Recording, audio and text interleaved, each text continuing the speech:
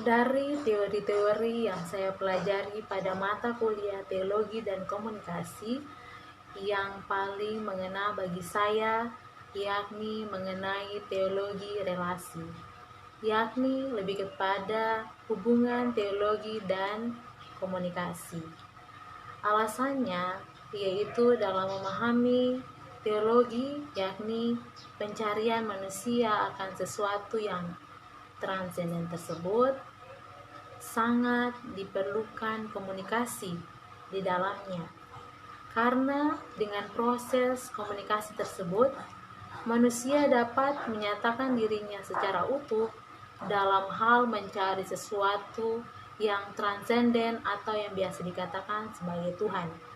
Di sini saya mengutip pandangan mengenai kaitan antara teologi dan komunikasi dari Robi Chandra, yakni pada pandangan pertama, jika dilihat hubungan antara teologi dan komunikasi sangat dekat dengan bahasa, karena tanpa bahasa kita tidak dapat berkomunikasi dan berteologia secara sistematis dan efektif.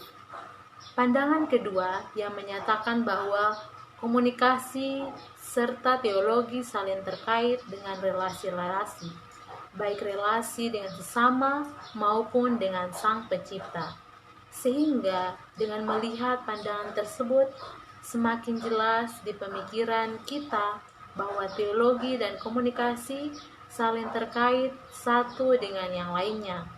Sehingga proses ini berjalan dua arah, yakni proses penyusunan teologi tentang komunikasi sebagai proses komunikasi, dan komunikasi perlu dikaji agar manusia lebih mengenal hakikat manusiawinya.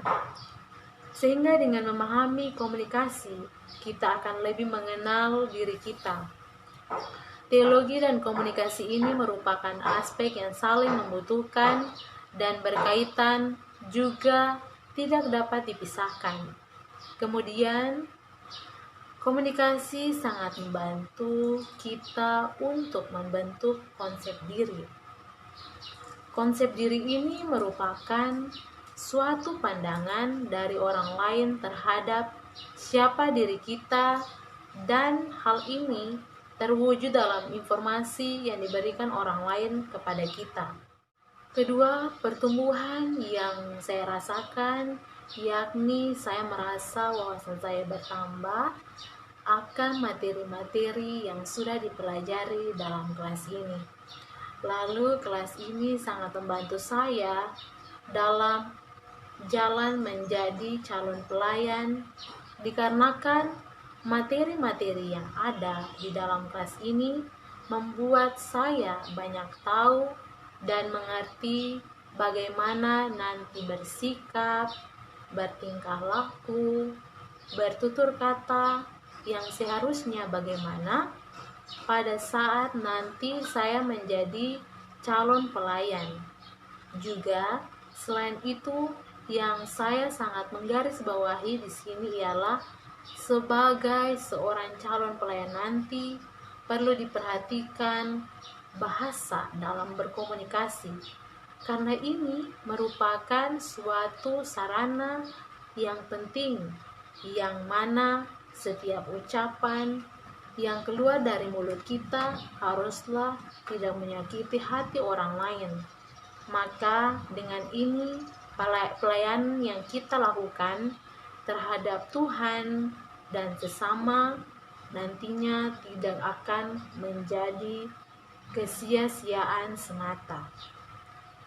Dan makna-makna yang ada pada materi dalam mata kuliah ini ada baiknya terus diresapi dan dimaknai agar berguna bagi kedepannya.